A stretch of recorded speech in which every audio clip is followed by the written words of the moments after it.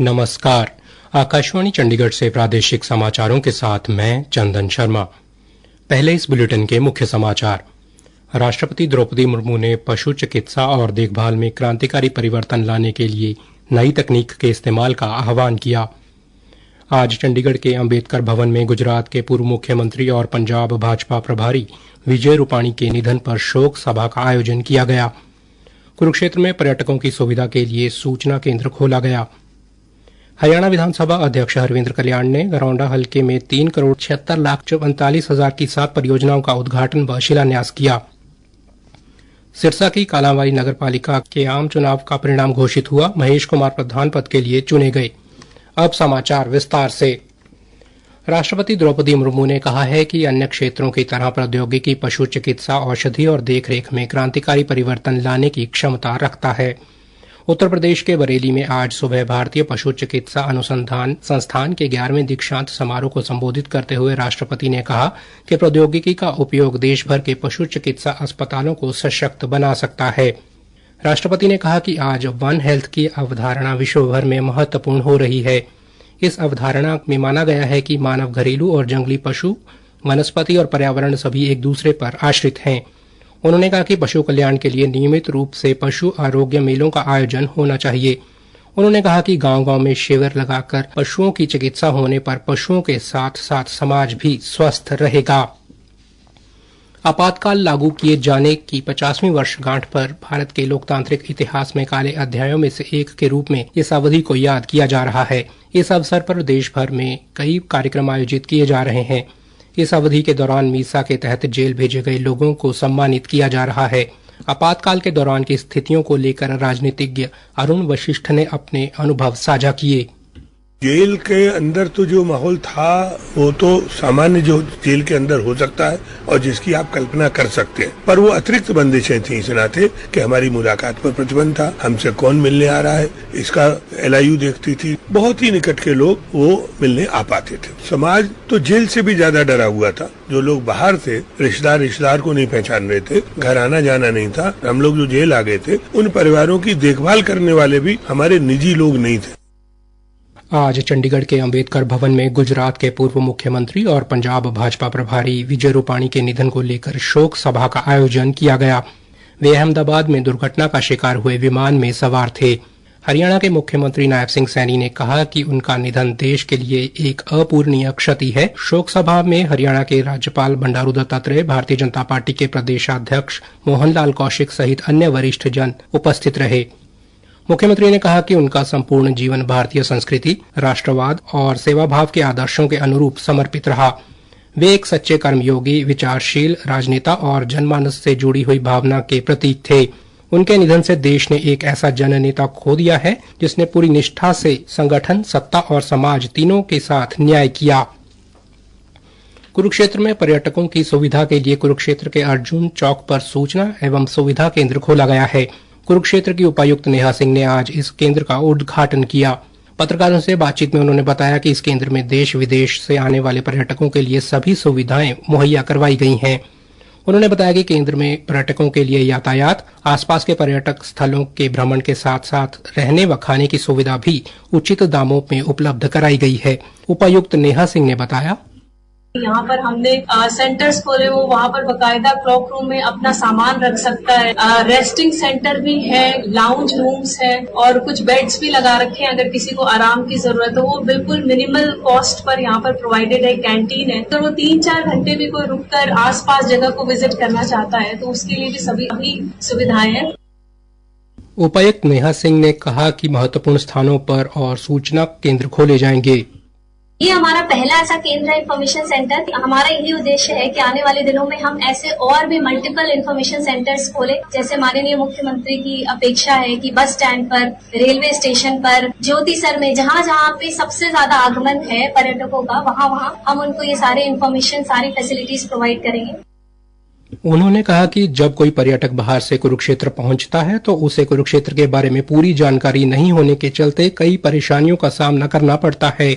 ऐसे में ये सूचना केंद्र तीर्थ यात्रियों और पर्यटकों के लिए मददगार होगा।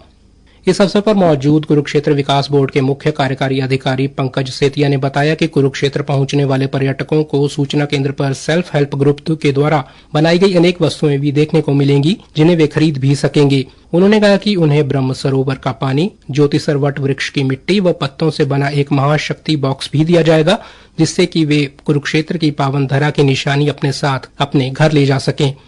बोर्ड के मानव सचिव उपेंद्र सिंगल ने सूचना केंद्र में मौजूद अन्य सुविधाओं की जानकारी दी।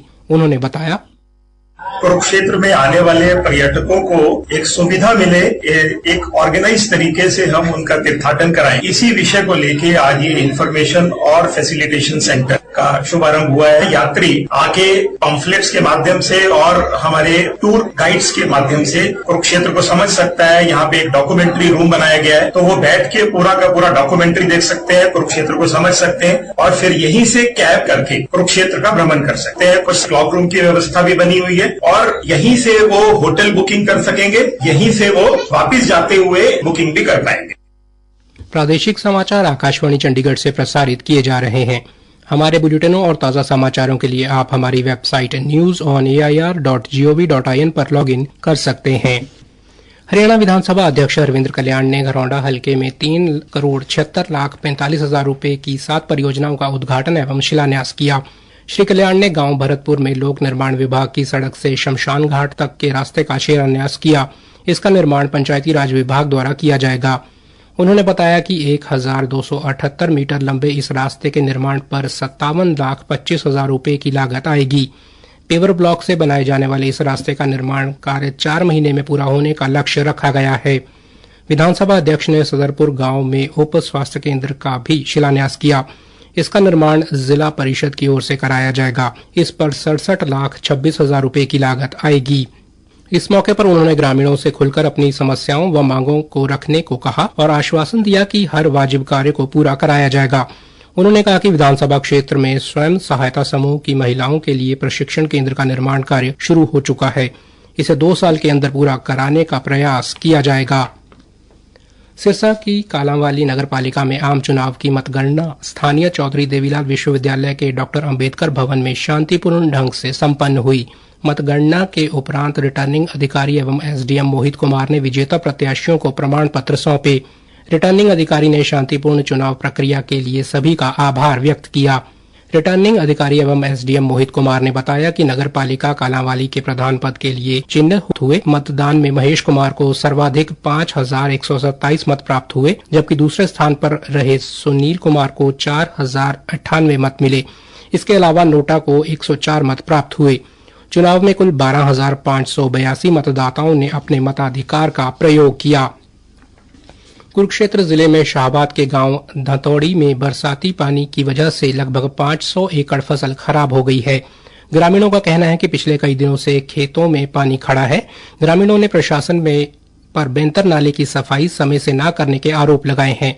एक ग्रामीण ने हमारे संवाददाता को बताया, ये ना जो सफाई है, जैसे हमारा बैंतर नाला है जिसके अंदर पौधे गिरे हुए हैं और समुद्र सोख की वजह से वो आगे आड़ बन गई है और जिससे पानी ओवरफ्लो के पीछे खेतों में से घूम के इधर गिर रहा है जी। तो जिससे हमारे गांव की 500 एकड़ भूमि है जो खराब हो गया। और जो ये पानी निकासी का है, जैसे यहाँ से मसाना में जाओगे आप, राहुल फैक्ट्री के सामने जो मक्की वाला खेत है ना जी, उधर से 5 इंच ही रह गया जी, कुछ उधर भी बेड़ लग चुकी है। अगर वो आगे से सफाई हो ना हो तो पानी की निकासी बनेगी, अदरवाइज हमारे यहाँ गाँव में पानी 1 महीने के लिए ठहर चुका है। पंचकुला जिले की मंडियों में अब तक सूरजमुखी की 3,304 मीट्रिक टन से अधिक फसल की खरीद की गई है। खाद्य आपूर्ति विभाग के प्रवक्ता ने बताया कि जिले की मंडियों में अब तक सूरजमुखी की हुई आवक में हैफेड द्वारा 3,304 मीट्रिक टन 84 क्विंटल फसल की खरीद कर ली गई है। अंत में मुख्य समाचार एक बार फिर से। राष्ट्रपति द्रौपदी मुर्मू ने पशु चिकित्सा और देखभाल में क्रांतिकारी परिवर्तन लाने के लिए नई तकनीक के इस्तेमाल का आह्वान किया। आज चंडीगढ़ के अंबेडकर भवन में गुजरात के पूर्व मुख्यमंत्री और पंजाब भाजपा प्रभारी विजय रूपाणी के निधन पर शोक सभा का आयोजन किया गया। कुरुक्षेत्र में पर्यटकों की सुविधा के लिए सूचना केंद्र खोला गया। हरियाणा विधानसभा अध्यक्ष रविंद्र कल्याण ने घरौंडा हलके में 3,76,45,000 रुपए की 7 परियोजनाओं का उद्घाटन व शिलान्यास किया। सिरसा की कालांवाली नगरपालिका के आम चुनाव का परिणाम घोषित हुआ। महेश कुमार प्रधान पद के लिए चुने गए। इसी के साथ प्रादेशिक समाचार समाप्त हुए।